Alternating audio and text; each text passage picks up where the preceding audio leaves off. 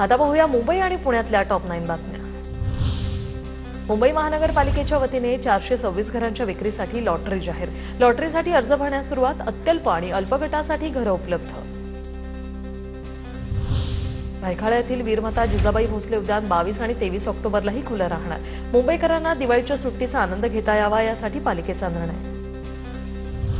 धुळमुक्तीसाठी मुंबई महानगरपालिका पाण्याने रस्ते धुणार। 677 किलोमीटर लांबीचे रस्ते 377 पाण्याच्या टँकरद्वारे धुण्याचा निर्णय। बांधकाम व पुनर्विकास प्रकल्पांमुळे निर्माण होणारी धूळ कमी करण्यासाठी उपक्रम।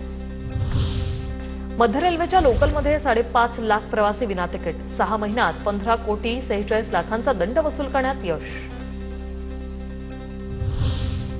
मुंबई महानगरपालिकेच्या निवडणुकीच्या पार्श्वभूमीवर जैन मुनींचा नवा पक्ष राजकारणात सक्रिय। शांतिदूत जनकल्याण पार्टीची शहर आणि उपनगरात बांधणी सुरू। दिवाळीनंतर पक्षाच्या विभागवार पदाधिकाऱ्यांची घोषणा होण्याची शक्यता। पुणे मेट्रो प्रवाशांसाठी एक मोठी बातमी। लक्ष्मीपूजनाच्या निमित्ताने पुणे मेट्रोची सेवा सकाळी 6 वाजल्यापासून सायंकाळी 6 वाजेपर्यंत उपलब्ध असणार, तर सायंकाळी 6 ते रात्री 11 मेट्रोची सेवा बंद असेल। पुण्यात मेट्रो आणि बस प्रवासासाठी आता वन पुणे कार्ड सुविधा। पीएमआरडीए, महामेट्रो आणि पिंपरी चिंचवड पालिकेकडून अंमलबजावणी। सुरुवातीला पुणे आणि पिंपरी चिंचवड मेट्रो मार्गावर सुविधा लागू। पुणे बाजार समिती राष्ट्रीय बाजार समिती करण्याचा निर्णय। सरकारने काढला अध्यादेश। अध्यादेशात माथाडी कामगारांना स्थान नसल्याने नाराजी।